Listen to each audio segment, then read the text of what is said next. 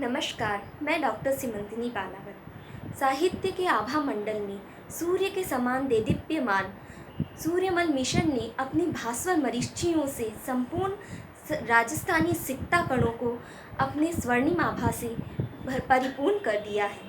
उनके वीर सतसही को जो उनके संपूर्ण साहित्य का एक हम मान सकते हैं उत्कृष्ट उदाहरण है। इसके 288 दोहों में उनका भाव पक्ष और उनकी भावाभिव्यक्ति इतनी उत्कृष्ट है कि वो पाठकों को सहज ही अपने भावों में बहा ले जाती है।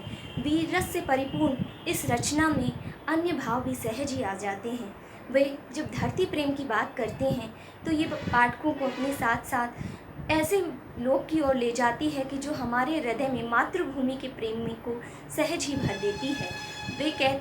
वे जो बात कहते हुए हमारे प्राचीन आदेशों जननी जन्म भूमिश्च स्वर्गादपि गरीयसी को हमारे हृदय में उत्कीर्ण कर देती है। बालकों को बाल्यकाल से ही माताएं सिखाती है, इला न देनी आपनी हालरिए हुलराए पूत सिखावे पालने मरण बड़ाई माए। इन बालकों के हृदय में कालांतर में कोई भी राजसी मोह नहीं रहता है। उनके लिए उनके झोपड़े भी महलों को भी पीछे छोड़ देते हैं। वो अपने झोपड़ों को के आगे महलों का भी त्याग करने को तत्पर रहते हैं। इसी प्रकार ये वीर आगे जाकर प्रतिशोध की भावना अपने हृदय में पालते हैं। यद्यपि प्रतिशोध को एक नकारात्मक भाव माना जाता है, परंतु राष्ट्र रक्षा के लिए, मातृभूमि की रक्षा के लिए ये भाव सदैव हृदय में विद्यमान रहना आवश्यक है। इसीलिए ये कहते हैं इसे मरण के लिए भी आवश्यक मानते हैं। जो इनका अन्य भाव है वो है स्वामी भक्ति का भाव। स्वामी भक्ति का भाव सैनिकों में उत्साह के साथ साथ एक जो हम कहते हैं सहन शक्ति का भाव भी लाता है और ये उनमें अनुशासन भी लाता है। वे अपने काव्य में लिखते हैं, बैरी डाके ठाकुर रो रिजक ताखा को विस एक गहल मुआही उतरे सुनिया सूर अनेक। यानी कि जो आपका स्वामी है और तक्षक नाग का विष है वो एक समान ही है, जिनका की उधार तभी या जिनका की नशा तभी उतर सकता है जब आप मरण को प्राप्त करें। इसी प्रकार से उन्होंने जो पुरुष की आदर्श है उसके रूप में नारी का चित्रण किया है। ये वे नारियाँ हैं जो कि अब पुरुष को युद्धरत करती हैं या उनका साहस बढ़ाती हैं, साथ ही समय आने पर स्वयं भी युद्धरत हो जाती हैं। सिंगन जाई सिंह लीनी तेग उठाए। इन स्त्रियों को दो ही बातों का दुख होता है कि उनके पुत्र या उनके पति कभी भी उन्हें अपमानित ना अनुभव कराएं और समय आने पर वीरतापूर्वक मातृभूमि की रक्षा के लिए संलग्न रहें।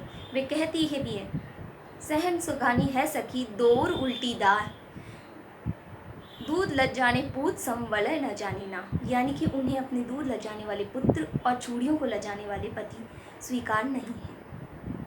ये भाव हमने देखे, साथ ही हम इनके में एक देखते हैं कि वीरत्व का भाव। वीरत्व के भाव के अनुसार उन्होंने वीरों की जो व्यंजना की है वो हमारे हृदय में सच्चे वीरों का चित्र प्रस्तुत कर देती है। ये वीर स्वामी भक्ति से तो परिपूर्ण है ही, ये कुशल हैं, ये चपल हैं, ये तत्परता से निर्णय लेने वाले हैं, ये युद्ध में हट को दिखाते हैं, इनमें स्वामी भक्ति है। ये तत्परता से कार्य करने के साथ साथ किसी भी कार्य के लिए प्रस्तुत हो जाते हैं। इन वीरों के साथ साथ में हम देखते हैं मरण का पर्व। ये वीर मानते हैं कि मरण ही सर्वोत्तम पर्व है, यानी कि वह दिन जब ये अपने मातृभूमि की रक्षा में संलग्न होते हुए अपने प्राणोत्सर्ग करेंगे वो उनके लिए सर्वश्रेष्ठ दिन होगा। इनके लिए ये बात कही गई है कि जिस प्रकार सांप का बच्चा जन्मते ही और सिंह का बच्चा जन्म के साथ ही अपने गुण दिखा देता है, उसी प्रकार ये वीर बालक भी अपने गुण अपने जन्म के साथ ही लाते। नागन जाया चीटला सिंहन जाया साव राणा जाया नार सुरु के कुल का यही स्वभाव। यानी इनके कुल का ही ये स्वभाव है कि इनमें वीरता बाल्यकाल से ही भरी गई है।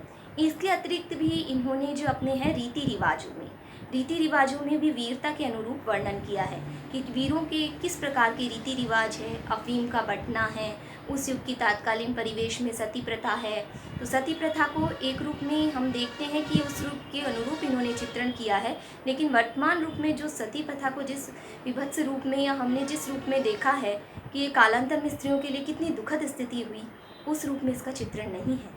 यह वीर स्त्रियों द्वारा स्वयं वरण की जाने वाली स्थिति है, ना कि किसी के द्वारा उन पर थोपी गई स्थिति है। अब हम आते हैं इनके द्वारा जो इस प्रकार हम देखते हैं कि संपूर्ण जो इनकी भावाभिव्यंजना है वो प्रारंभ से लेकर अंत तक पाठकों को बांधे रखती है। अब हम देखते हैं वो सामाजिक स्थितियाँ जिसमें इस साहित्य का सृजन किया गया। तो इन्होंने समय पलटी शीस कह के इन्होंने स्वयं कर दिया कि समय ने अपना समय पलटा। तो 1857 के आसपास इस ग्रंथ की रचना की गई। जब इन्होंने इस ग्रंथ की रचना की तो भारत में 1857 की क्रांति चल रही थी। उसी के अनुरूप जो भारतीय शासक थे उनमें वीरत्व की भावना भरने के लिए कवि ने इस ग्रंथ की रचना की। परंतु समय पलटने के साथ साथ जब अंग्रेजों के द्वारा इस क्रांति को दबा दिया गया तो कवि के हृदय में बहुत अधिक दुख का अनुभव हुआ। इसी कारण उन्होंने इस रचना को अधूरा छोड़ दिया। यही कारण है कि सत्सई होते हुए भी ये ग्रंथ 288 दोहों में ही पूर्ण हो जाता है।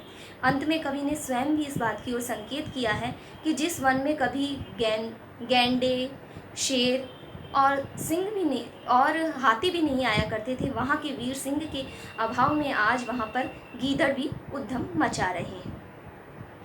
इसके अतिरिक्त हम देखते हैं जो रस व्यंजना है। रस व्यंजना में मूल रस इनका वीर रस ही है, लेकिन वीर रस के साथ साथ में रौद्र रस, विभत्स रस, भयानक रस की भी सुंदर अभिव्यंजना इस काव्य में हो गई। धन्यवाद। अगले वीडियो में हम जानेंगे इस काव्य का कला पक्ष।